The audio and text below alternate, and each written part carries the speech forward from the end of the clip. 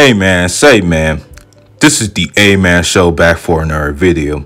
The 2020 season had heavily anticipated teams to be excited for. You got the Bucks with Giannis having a unanimous MVP season on pace to win 60 or more games, along with the Lakers with LeBron and AD, who also on pace to win 60 or more games. Both teams are instant title contenders, and not to mention Kawhi and the Clippers, the Celtics and the Rockets, and a team that we're going to talk about who's in the same conference with the Bucks and expected to be a title contender this season, who stunk all expectations after last year. They're one game away to an Eastern Conference Finals appearance. You know what I'm talking about, and that's the Philadelphia 76ers. The Sixers have been one of the most disappointing teams in the NBA since the season kicked off, and Ben Simmons in the beginning of the season has been a disappointment, but he stepped it up since the month of January as he averaged 21 points, 9 rebounds, and 8 assists at 62% shooting. Sure, he is not shooting any threes, which he should be, but he doesn't have to be a lethal shooter to be effective, because right now he has been a positive on the offensive side. And defensively, he is arguably the best defender in the league. And I pick him to win Defensive Player of the Year. And right now, he's the Sixers' best player as of right now. Which brings me to his teammate, Joel Embiid. Despite all of his injuries, Joel Embiid has been very inconsistent and hasn't been providing as much production as the main superstar in this team. His injury history and declining have me thinking, is Joel Embiid is a disappointment?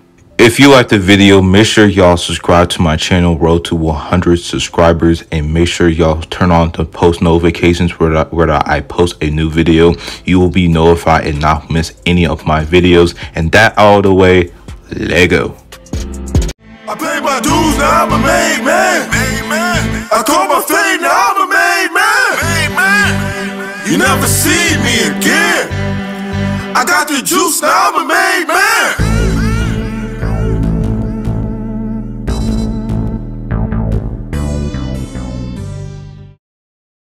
Let's take a step back to the 2014 offseason where Sam Hinkie was general manager and the Sixers were in the trust the process rebuilding phase. Embiid was the 4th overall pick of that year's draft. By the way, that draft class is one of the most overhyped drafts of all time. And the funny thing is, the majority of these players that people set these high expectations, and not only they didn't live up to these expectations, every time we lowered these expectations, they somehow didn't meet these expectations, such as Andrew Wiggins and Jabari Parker, both top 2 picks of that year's draft. Obviously, there are players in the same draft who are now busts, such as Nick Stauskas, Dante Exum. People were starting to think that Embiid is a Greg Oden type bust after he didn't play for 2 seasons due to a foot injury.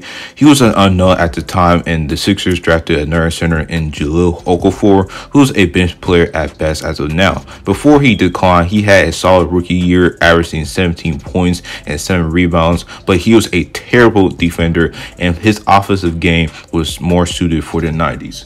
Fast forward to the 2017 season where Embiid had an impressive first game. He had 20 points, a couple of rebounds and assists, and most importantly making threes as a center. After that game, he had so much promise to dominate later on as he averaged 20 points, 8 rebounds, and 2 assists at 46% shooting and 37% from 3. Shooting 37% from 3 is very good for a center. He produced out of the gate, and with his ability to shoot already polished fluid post game and great overall defense, we have high hopes on Embiid to lead his team to the promised land next season as they get Simmons back, who's the 1st overall pick of that 2016 draft. And Embiid provide more production as he received more minutes than last year. He averaged 23 points, 11 rebounds, and 3 assists at 48% shooting and 30% from 3. They were the 3rd seed in the Eastern Conference, and the way the team looked, they looked poised to make a finals appearance in the weak East.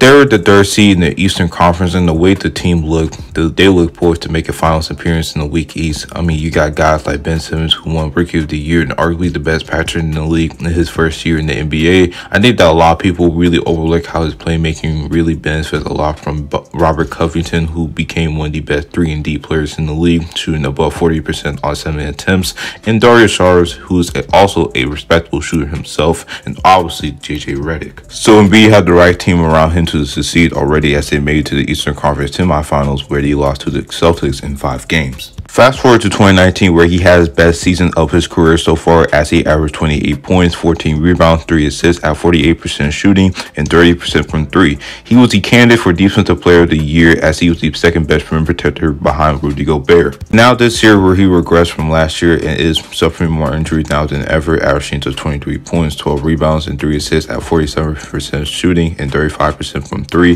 The bigger concern is his health, because he has been missing more games than ever. A lot of people, including me, think that Embiid is going to become one of the greatest centers of all time. Right now, it's not looking at it at all. Embiid never played at least 70 games, and once he came back, he was inconsistent. And I know injuries have been hampering Embiid, but at the end of the day, so what? Injuries have been a part of Joel Embiid's career, and a lot of these injuries have been roughly been him out of shape and being over 300 pounds, at which his knees can't hold up, which has been a factor of frequent injuries. Now it's looking like he's going to end up like Blake Griffin. His career is described by one word: injuries. Both were viewed as future all-time great players, but never became that because of their bodies not holding up and causing them to miss key games in the postseason, where the outcome can be different had they appeared in these games. As of right now, Embiid is going towards the same path as Blake. And another thing about Joel Embiid is, I don't think that he improved his game as much. Well, because sure, his post game is elite, but he didn't really improve his 3-point shot. And as a matter of fact, his shooting touch from 3 has gone worse over time. And defensively, he has not been as impactful in the defensive end as before. There were times where Embiid has shot his team out of the game. Just look at his playoff games between 2018 and 2019. There were numerous times where Embiid has only made 1 3 and sometimes making none of them, which leads me to this point. There are numerous games where he failed to show up where it mattered in the playoffs. People were on Ben Simmons shit because he scored 0 points, but they were overlooking the fact that Embiid has underperformed. There were 3 games in the Eastern Series against the Celtics where Embiid shot 30% from the field. He was getting shut down by Al Horford and getting outplayed by rookie Jason Tatum. And even Dario Saric outplayed Embiid in some games, and that's unacceptable. Fast forward to 2019, where he underperformed yet again in the Eastern Conference semis against the Raptors, where Joel Embiid in that series averaged just 17 points on 37% shooting. He wasn't even the best player on the team in that series, and it's really surprising how people don't mention how bad of a playoff performer Embiid is, especially in the Eastern Conference semis last year. Now, I know him and Ben Simmons don't fit as a duo because both of them can't space the floor and they're always in the paint, so obviously they can't play at their full capabilities. And even when they have spacing they needed, such as JJ Redick, Robert Covington, and Dario Saric, teams would just leave Simmons open and double team Embiid down low. And the front office had done a terrible job constructing this roster, especially Elton Brand, because he values names over fit. I mean, he signed a 33-year-old Al Horford to a 4-year deal worth $105 million, who showed decline last year, and this year he has not provided anything to his team, let alone defensively, and now serving as the 6th man. And not only him, but Brand signed Tobias Harris to a 5-year, $180 million deal. Harris has been relatively above average, but he is not a damn mass player. I mean, his shooting touch is not what it used to be back with the Clippers. Since he was traded to Philly, he has not been producing as well as he was in LA. Even when Jimmy Butler has left in free agency, he hasn't been the same ever since. I understand all the terrible decisions the front office made, and Josh Richardson did not live up to the role that the Sixers signed him for. He was essentially there to replace JJ Redick as the primary shooter, and he has been a disappointment. I understand how terrible Brett Brown is as a coach, but I can't overlook the fact that Joel Embiid has been disappointing to say the least, which answers the question, has Joel Embiid has been disappointing? Yes.